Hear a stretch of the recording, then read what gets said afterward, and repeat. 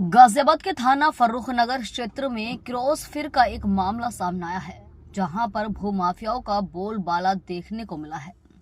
आपको बताते चले, एक माह पूर्व 9 तारीख को दबंग भूमाफियाओं ने पिता दो पुत्र की जमकर पिटाई कर दी थी।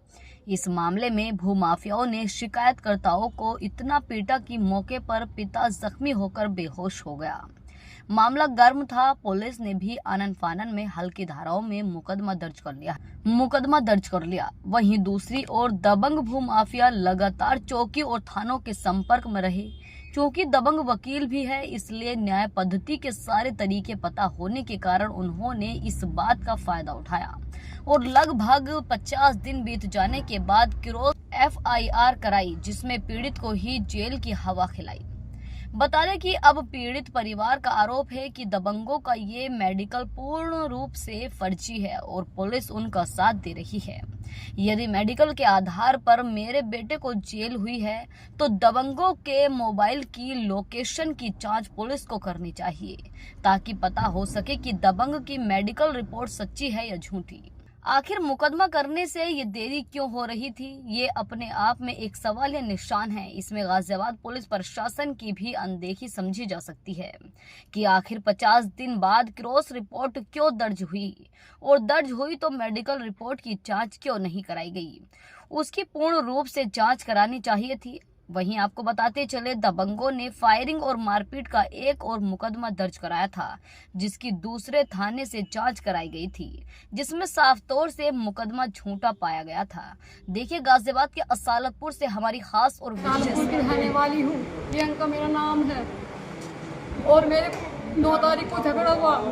मेरे पति, मेरे देवर और मेरे ससुर को पीटा गया। भूमाफियाओं ने खलिहान पर कब्जा कर रखा है।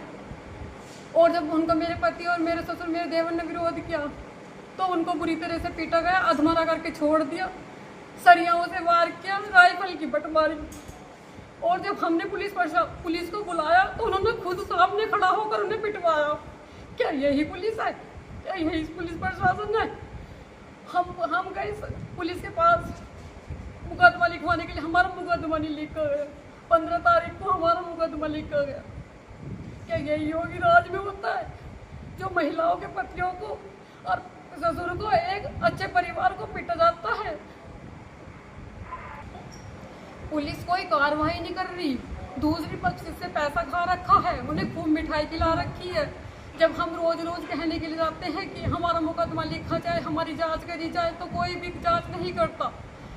सब कह देते हैं कि आजकल करके आज तक जांच नहीं हुई। 50 दिन बाद में हम पे झूठा मुकदमा लिखा गया है। इसकी शिकायत 50 दिन पहले से दे रखी कि हम पे झूठा मुकदमा लिखा जाएगा, फिर भी कोई कार्रवाई नहीं करी। हम योगी सरकार से अपील करते हैं कि हमारी सुनवाई हो।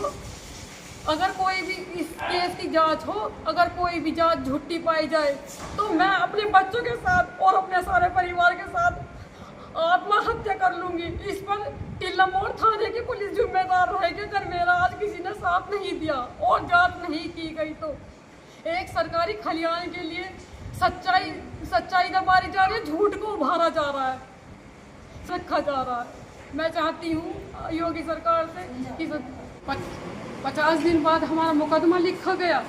घर आके पुलिस मेरे देवर को पकड़ के लेगी, चौकी में नहीं लेगी, सीधा थाने लेगी। 6 घंटे में चालान कर दिया। क्या यही पुलिस प्रशासन है? कि हर किसी को झूठे मुकदमे में फंसा कर हर किसी को 6 घंटे में चालान कर देगी? कोई पुलिस का कोई वो नहीं रहा, पुलिस प्रशासन का कोई भी कार्य। हर जगह गुंडा राज ही चलेगा। वकील धमकी देते हैं कि हम वकील हैं, हम तुम्हारे बच्चों को ऐसा कर देंगे। हम अपने खेतों पे भी जाते हैं, तब हमें अश्लील बात कही जाती है। क्या हर गाँव में वकील ही रहेगा?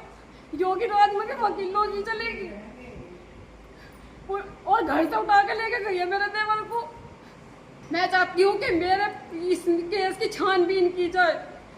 जो 9 तारीख को झगड़ा हुआ है, अगर कोई भी बात झूठी मिले, तो मैं योगी सरकार के पास जाकर अपने बच्चों के सहित आत्महत्या कर लूंगी। इसका जिम्मेदार थाना टिल्ला मोड़ होगा और सारी पुलिस प्रशासन होगी। और मेरी अंतिम योगी सरकार, मैं चाहती हूँ कि मेरे योगी जी द्वारा हमें न्याय मिले, मेरे परिवार को इंसाफ मिले, और जो मेरा देवर जेल में गया है उसके प्रति पूरी सहानुभूति दिखाकर उसको जल्दी से जल्दी निकाला जाए और जो झूठा मुकदमा है वे सब सस्पेंड करे जाए।